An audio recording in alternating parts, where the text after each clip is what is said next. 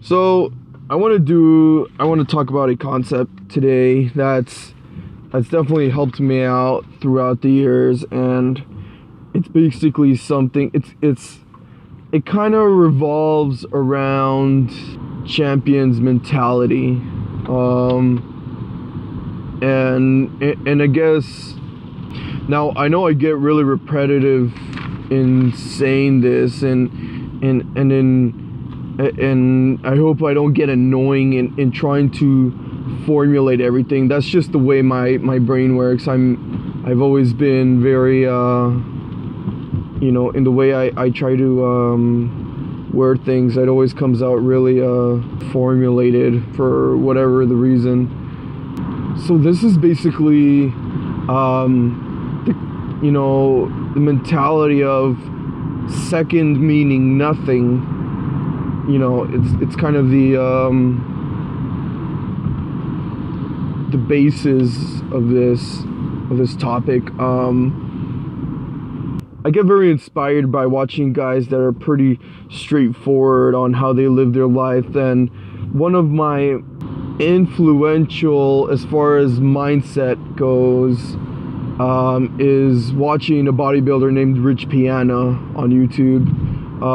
And I'm sure a lot of you will have heard of him. He talks a lot about some pretty real stuff. He doesn't hold anything back. He doesn't hide anything. He's pretty raw about the things he does and the things he's involved with. And a lot of people may not necessarily agree with him or his lifestyle or his language for starters. But whatever, to each their own. I just happen to like how, what his life's rubric is.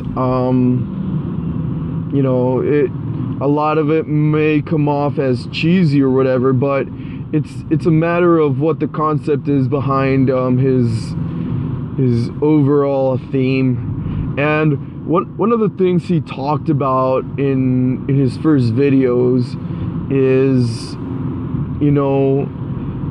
when he talked about competing for, participating in a bodybuilding competition, is everybody's, is training and preparing to win first place. Nobody trains every day to say, with the thought in their mind of, oh, I'm gonna strive for second place. I'm gonna work my hardest to be just behind somebody else. And the way he worded it was that, second place just means you're the first loser behind the guy who, took the prize from everybody else. And it's very, very true. That's such a championistic way of thinking, not settling for anything else than the boss's chest, basically, And so to start off, well, I first off want to talk about the characteristic of conformity. Now, conformity is something that some people, if not all, would consider necessary. Now, it is when you're trying to seem polite, when you're trying to come off as easygoing and a relatable human being, you almost have to conform to certain things. Politeness, just as far as manners, just as far as, intentionally going out of your way to get along with somebody, you have to conform to somebody else's idea of whatever the activity is. And that's all it is. And a lot of ways, in the majority of cases, you have to be a very conformative person, in that you can't be a brat, you can't be a self-absorbed bitch if you want people to like you, if you want to give off a good impression. You have to be a little bit conformative with whatever the group flow is in the beginning stages of whatever, you know, friendships are, as far as joining a new group of friends, as far as joining a new activity. You know, when you join a job, you know, in some sort of arts act, or, you know, even if you're joining a gym or a martial arts studio, you have to conform to their rules. You have to conform to the ways of the coach if you want to begin to work with them. And that's just it. There's always you involving your style once you pick up on how things work in certain places, and that's good. But where the line starts to get drawn really, really deep in the sand, and you have to really watch out for it if you want to get anywhere in life. When it comes to lifestyle, when it comes to ambition and pursuit of personal paradise, you cannot for 1 second be conformative. You cannot give way to somebody else's mentality or pre-thought of what your life should be, because it is not, and I repeat, it is not somebody else's life. You absolutely must not settle for anything less than what your particular goal is, because it's not anybody else's goal. It's your goal. It's your, you know, it's your finish line. Nobody is going to run the race for you. So you know, if somebody was running the race for you, you know, if this life worked in such a matter that somebody said, I'm gonna work hard for you so that through me you're gonna get somewhere, only then would I be okay with saying, you know what, just give way to that person's way of doing it, because in the end they're the ones who are gonna get you there. But it's not. That's not how things work. Only you can get yourself to where you want to go. It's your 2 feet. It's your obligation. It's your duty. It's the demand is for you to take yourself to where you want to go. Therefore, you can only cater to where you are going. Now, whether you have the right idea or the wrong idea of how to get there, we don't always do, but at the end of the day, it's your decisions. You have to live with it because it's your life. And realistically speaking, that's how you learn how to get there. But, you know, that's not to say you're not going to take advice. That's not to say you're not going to listen to anybody that's been where you are and is going to a similar place where you are going. Granted, it's good to have help. But at the end of the day, coach could be right behind you the entire time, telling you what combinations to throw. He can tell you to do something, but at the end of the day, a fighter decides what moves he's gonna make. Now, that's touching a little bit on what, you know, we were talking about a couple days ago with the whole, you know, manning up to your own life and deciding what, you know, what your path is. But what I'm trying to say is conformity fit has its place. It has its place in life. It has its, you know, its situations in which it's helpful to us as human beings. But we should not give way to conformity if we want to get to a certain point in life. We cannot settle for anything less than what we are dreaming, because otherwise it's pointless to do so. You're just filling yourself up with a fantasy that's, you're chasing unicorns basically. You know, just on a little side note, if your dream is to create the first ever world unicorn, then scratch what I just said. Yeah, you want to do it, by all means go for it. There's something and it's not sidetracking, but there's something that also ties into this. Control versus emotions, or control over emotions. And I'll explain why this ties in a little bit. Now, this whole thing about control over emotions is this. People say a lot, I can't help how I feel. That's very true. And a lot of times we get held back. We get held back from the race. We get set back from our run, from our journey, because of how we feel. Now, I'm going to go back to that. But the point I want to make this whole thing, control over emotions, is our emotions are our mind's way of reacting to a situation. You know, if I go and punch somebody in the nose, if I go and punch two people in the, you know, if I go and take a really good swing at two people in the face in the exact same spot, chances are one is going to cry and the other one is just going to stand there and get mad.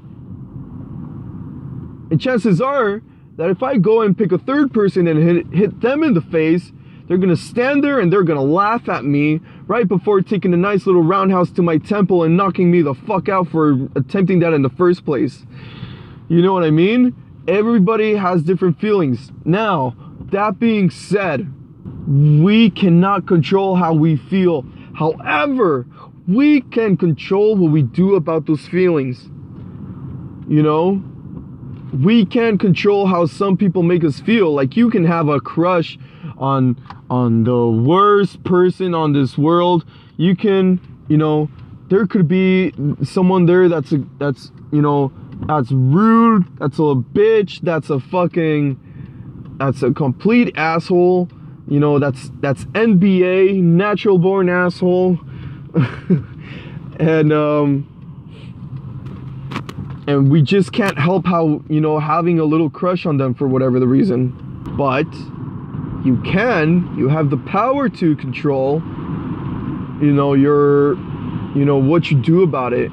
You know, somebody can say something to hurt your feelings and you can't help but be hurt by it, but you can control what you're going to do about it. You can choose to say something back. You have control about, you know, of what you're going to do, what your reaction is going to be.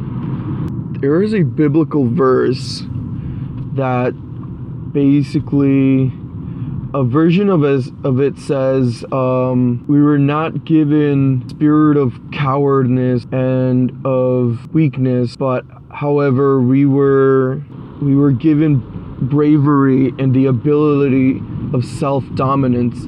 Meaning, even though we can't control how we feel, because that's part of the human side of us, you know, we can't control that, but we can control is how we react. You know, we can't control what emotions our mind and heart is filled with, but we can control what we're going to do about it. Now, how does that tie into this whole thing? Because we can be set back emotionally from reaching a certain goal, but how long we're gonna stay down, or how long we're gonna stay in a fragile or a vulnerable state of mind is completely up to us. You know, it's said all the time that, you know, it's not about how many times we fall, it's about how many times we get up and are willing to keep going, regardless how many times we get knocked down, you know.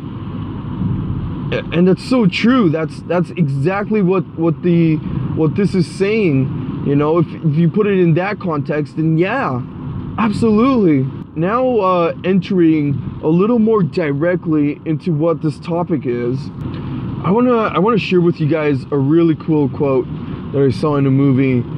So years ago, I was watching Rambo 5, one of the first movies that, you know, Sylvester Stallone had put out when coming out of retirement, or whatever the case was. If you haven't gone check it out, I suggest you do.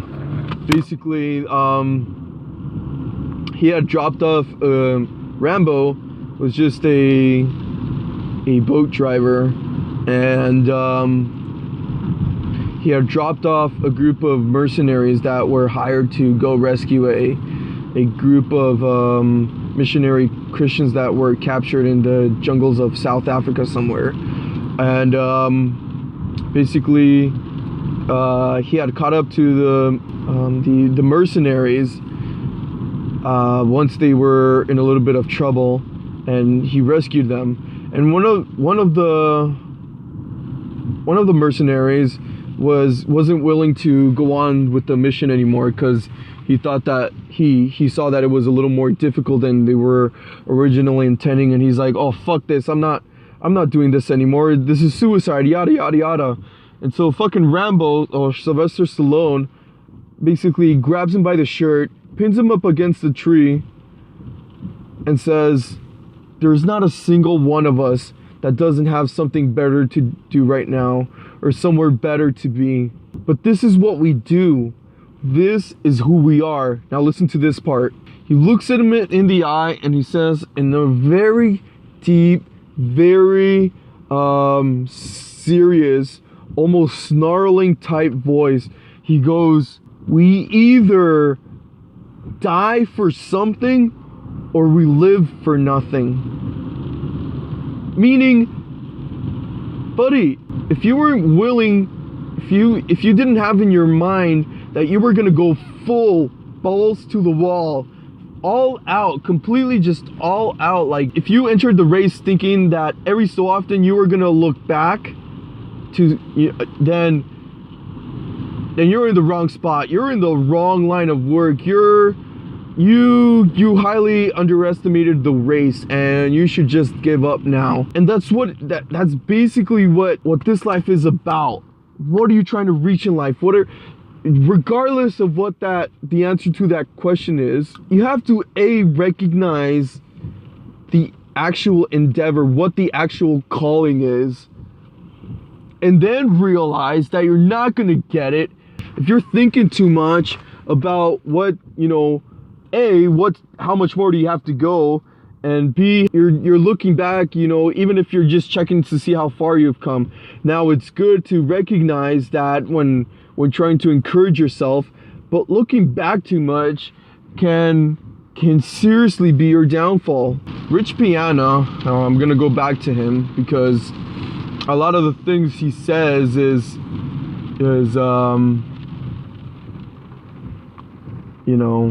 he talks, one of the original topics he would talk about is the overtraining thing, and how nowadays that's used as an excuse to be lazy and to hold, basically you're choosing to hold yourself back if you're not fully immersing whatever the art form is, you know what I mean? He talks about in a segment, he talks about squatting. Now, squatting is literally the most annoying, one of the most difficult exercises, one of the most avoided exercises that people will neglect. And it's a matter of, it's not exciting, it's pretty tedious. It's one of those, exercises that feels like a chore, and it's not, it's neglected. But and even when people are doing them, they'll come down halfway, and then they'll go up, they'll stop a little bit, and they'll make all these excuses. Oh, I don't need to go down all the way. You just need to target, the top fibers of your quad if you want to get them bigger. And I stop halfway because I'm flexing and posing for the muscle shaping and yada yada yada. You're not going halfway to only target the top fin. It's a muscle. You have to contract that thing. You have to extend it all the way. You have to let it stretch. You have to, you have to explore the limits of the extension of that muscle, and then you have to push it. You have to, you have to wear and tear every single little fiber of that muscle if you want full effect.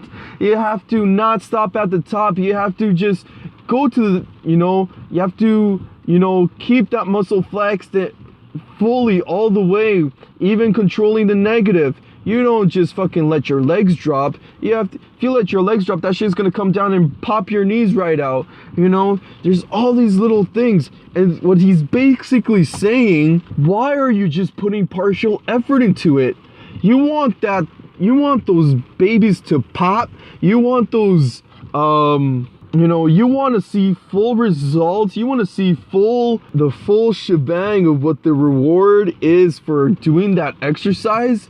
You gotta not take shortcuts, bro. You gotta not worry about how you can cut corners, how you can get to point A to point B faster. You gotta endure every single little obstacle, every single moment of it.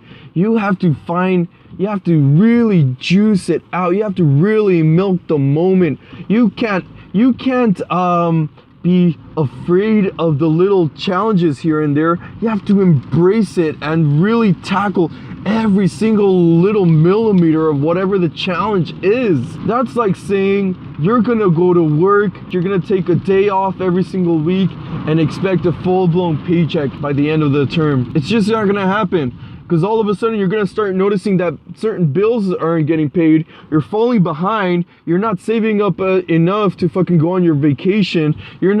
All of a sudden you're lagging. You're not making enough to make ends meet. You're not putting in the necessary effort. Now, I'm not going to go into a literal formula for work and effort and all this stuff. Because this isn't a physics lesson, and we already touched on effort and all this stuff on the past. That's not what this podcast is about. This is totally different. This is basically about going in 100% if you want to see the result. I'm not going to break down the whole effort aspect of it, because the point is, a soldier's not going to go to war with a gun that only shoots at 50% capacity, because then he's getting outplayed by his enemy. He's 200% more likely to be killed rather than he is likely to kill. That's how we go. Nobody competes for second place. Second place means nothing. Second place means first loser, the first one to lose out of everybody else that got, taking the opportunity away from them. And what's really funny is last week I was listening to the radio on, as I always am, for me it's either the radio or the newspaper. And there was this segment where this guy, does the Surrey Voice and gives smart ass answers to a typical question. Guy will give some smart ass response to that, and so the segment from that particular morning really gave me something to think about. So the radio hosts basically go and say, Siri, do you see the glass half empty or half full?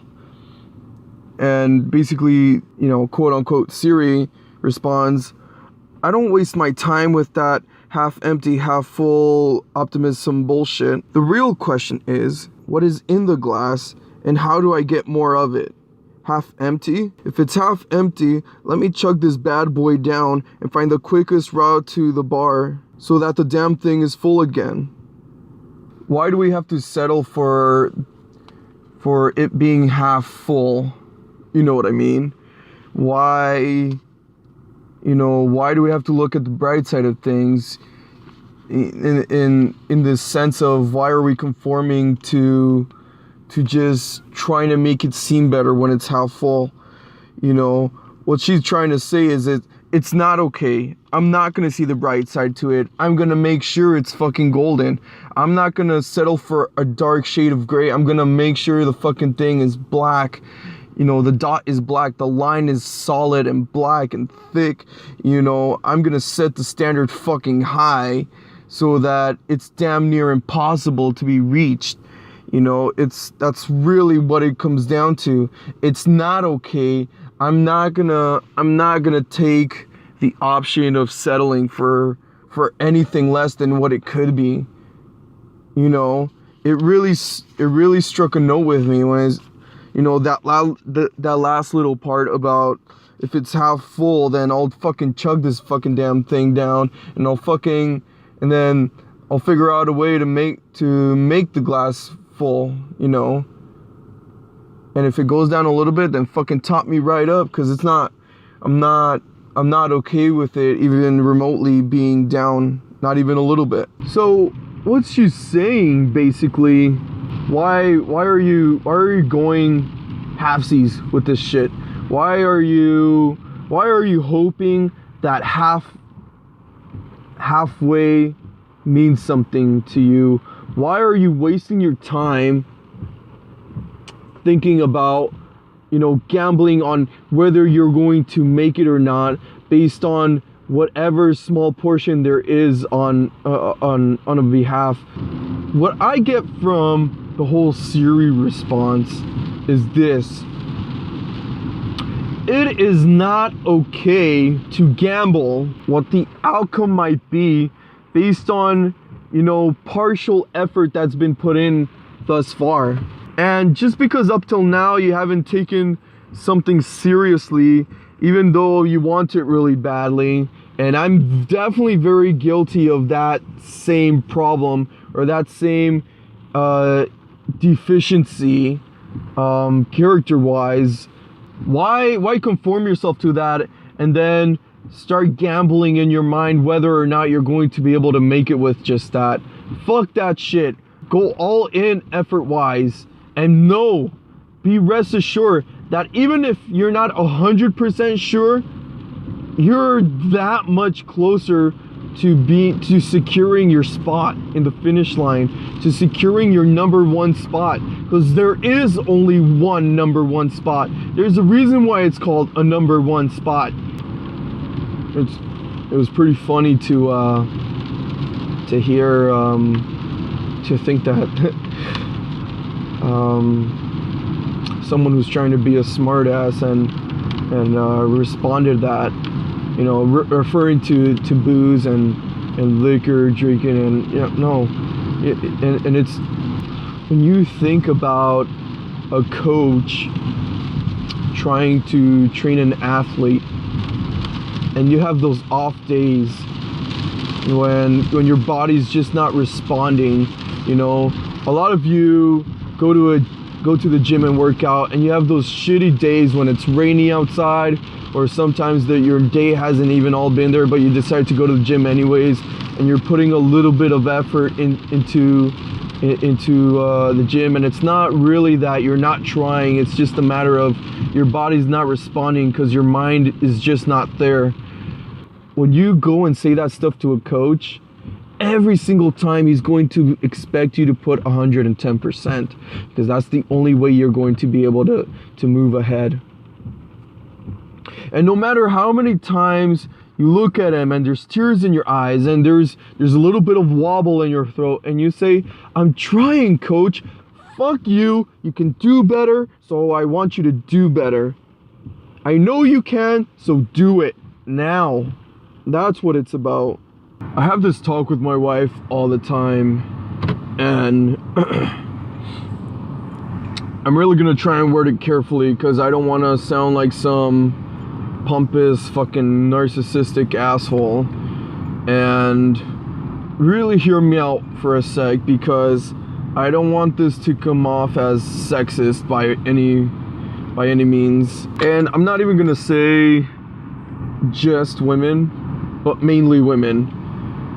And you know what, we as men have this tendency also, not as prevalently, but we have this tendency also, and I'm totally gonna say we, because I'm totally gonna include myself in this. I'm not even gonna pretend like I don't have this I haven't had this issue myself, but women have a tendency to overcomplicate shit, and it's not that you're trying to, it's really just a matter of you dwell a lot, you know?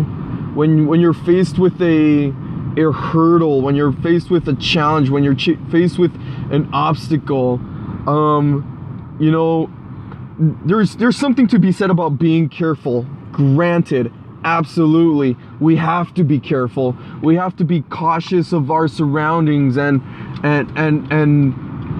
evaluate every single possibility or every single scenario. Awesome, I'm all for that. You know, there's nothing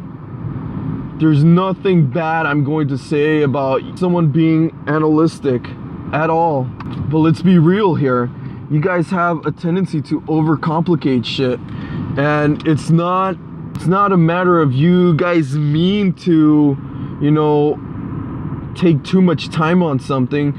It's a matter of, you know, you guys dwell a lot on every single scenario of in which something can go wrong. And it's not your fault. I'm not badgering you for it. I'm not judging you for it. By all means, you know, you should, like I said, you should be aware of that stuff. And a lot of times we're just as guilty of it as you guys are, but it's a little more prevalent, it's a little more noticeable in women. And rightfully so. Like I said, I'm not critiquing you guys, I'm not badgering you guys for it, but you guys do contemplate a lot on the things that can go wrong, and stop a little too much to think about the, you know, the negative possibilities.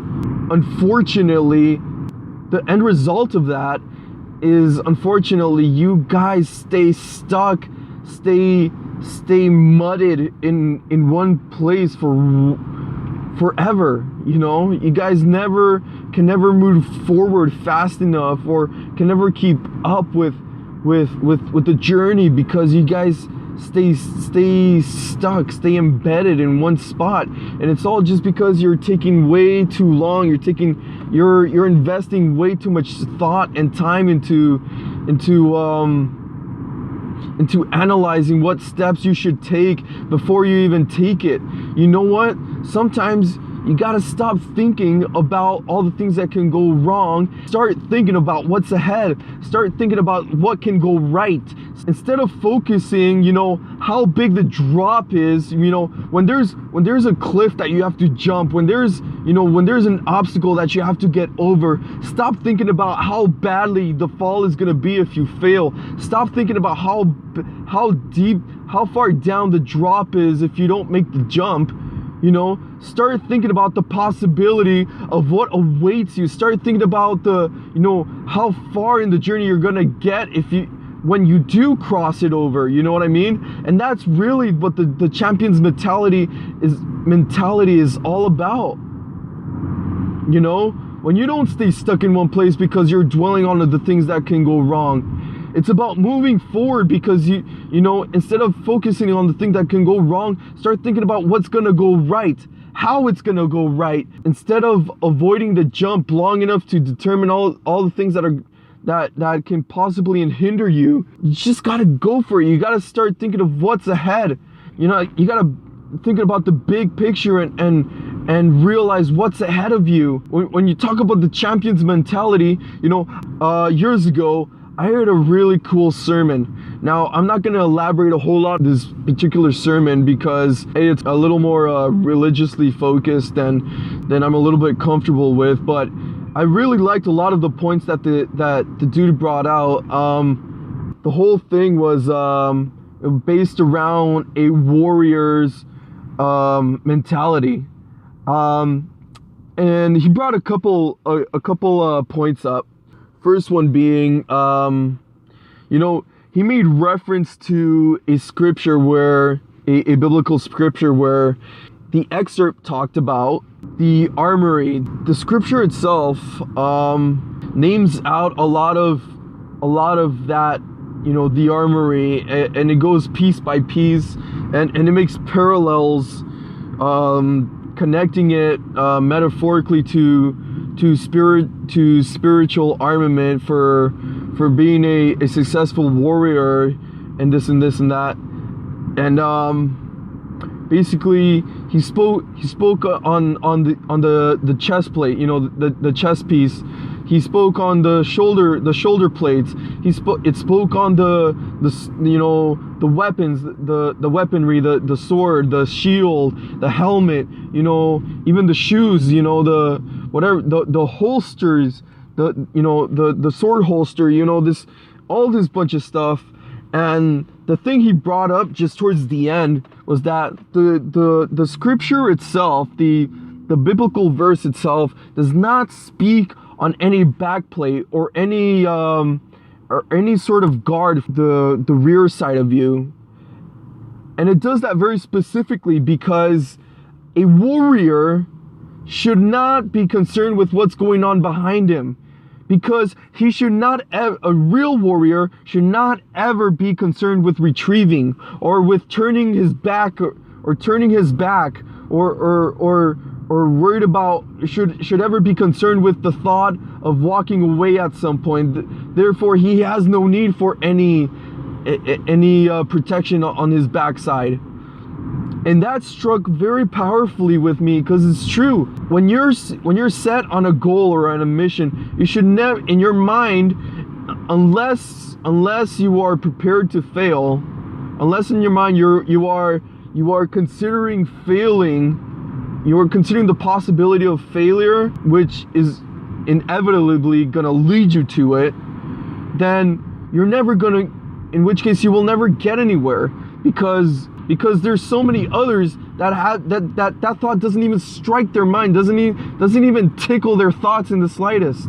Brandon Schaub has talked about this a lot in the sport of MMA, that the minute that you start considering that this isn't your passion, that you're doing this just for now, meanwhile you get to the next step, or the minute that your drive isn't completely dedicated towards the sport, then you've already been beat mentally. Then you already have a tripping stone. You've already set up a tripping stone for yourself, because when that thought occurs, then basically, you know, when you're not taking the sport seriously, then that's when you're fucked.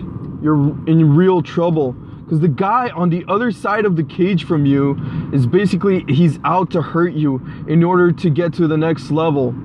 And if you're stepping in there with the wrong mentality, then you're just setting yourself up for failure. When a warrior is falling back, when he sees that things aren't looking great for him, he doesn't stop and say, shit, I'm falling behind. He looks at the possibility. He looks at whatever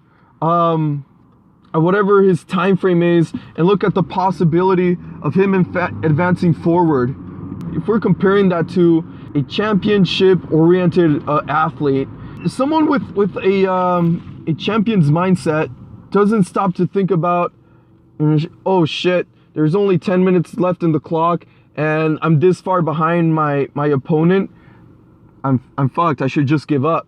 No, he says there's 10 minutes left. Hell, I can put in a goal, or I can score 10 more shots by the time these 10 minutes are over, if I play my cards right. And so I'm gonna go ahead and execute.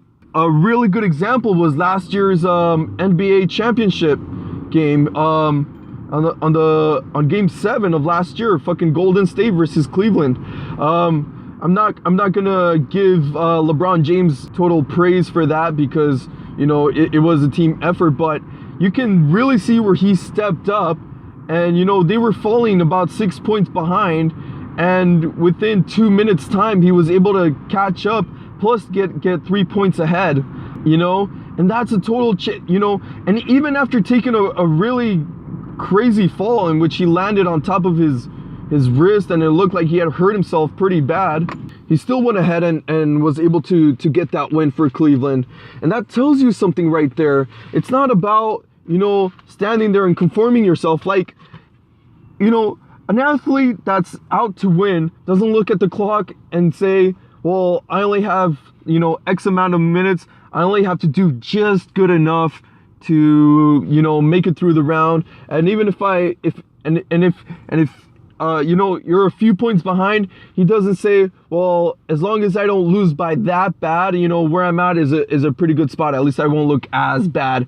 A champion doesn't think like that, or a warrior doesn't think like that. You know, someone who's out to do something in life, is out to make a mark in life, thinks, well, I have this much time, I'm gonna fucking milk the shit out of it and see how far I can get with it. I'm gonna freaking strive to actually win this damn thing regardless of what the odds are looking like. And I know I'm referencing a lot of people on this particular episode, but I'm gonna reference another one. One of my favorite bands in the entire world has always been Dream Theater. For those of you who know, I like prog rock and all that good stuff.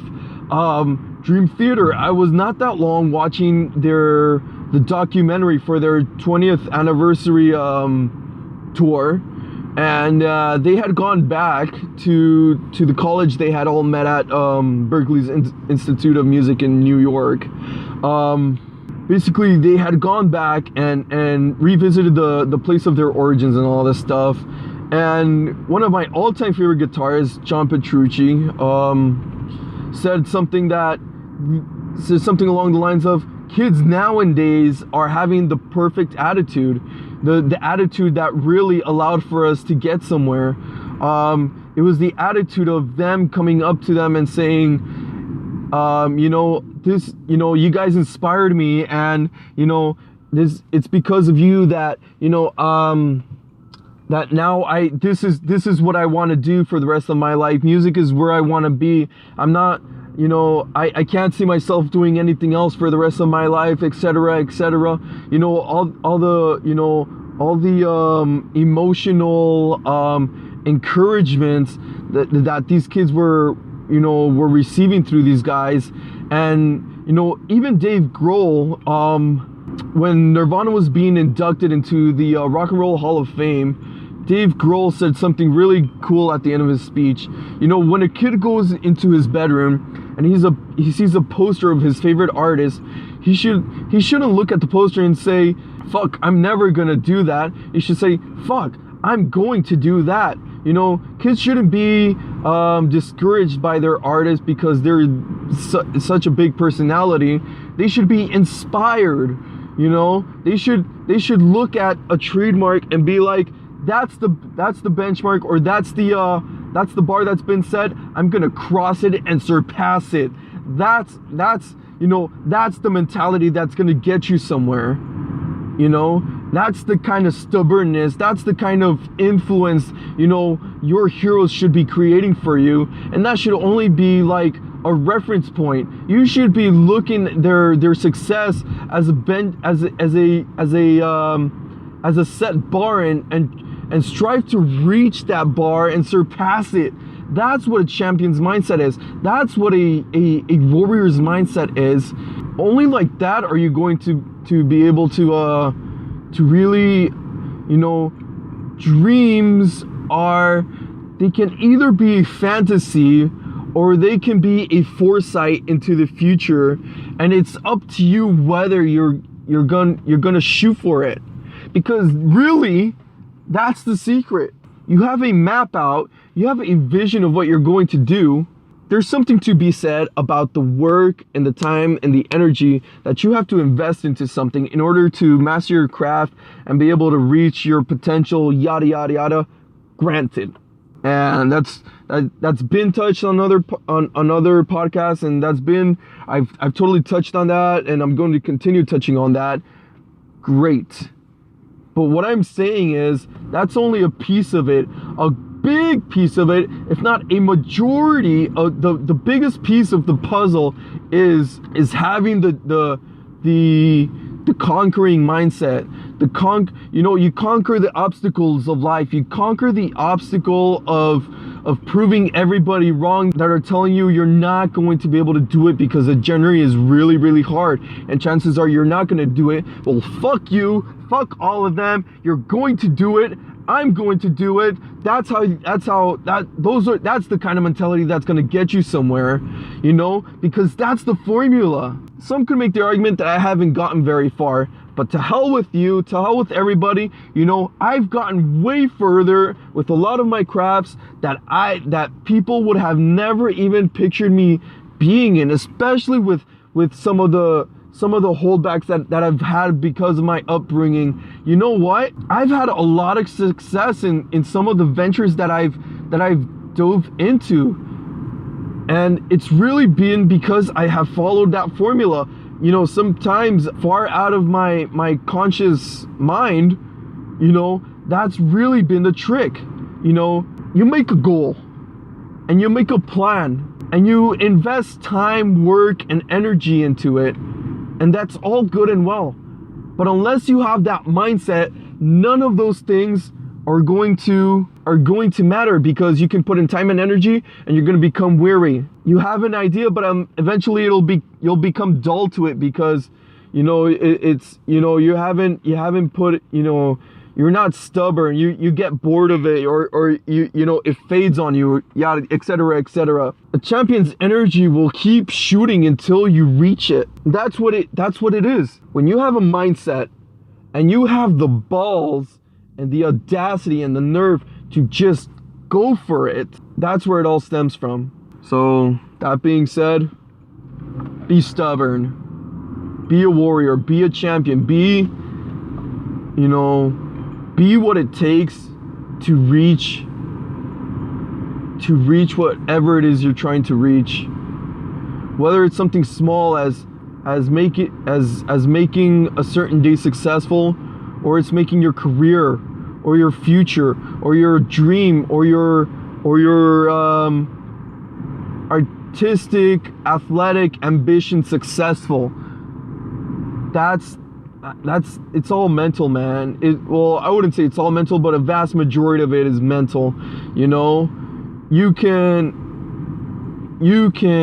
do some amazing things with the human body, but if your mind is not there, then it's never gonna happen. So it's all about what kind of mindset you got, and you have to really be able to grab the journey by the balls, grab life by the balls, grab your skill set by the balls, and fucking just go for it. Just go for it. You know what? If anything, I shouldn't call this episode The Champion's Mindset. I should call it Go For It, because that's what's gonna happen. That's what you gotta do. And so on that note, peace the fuck out.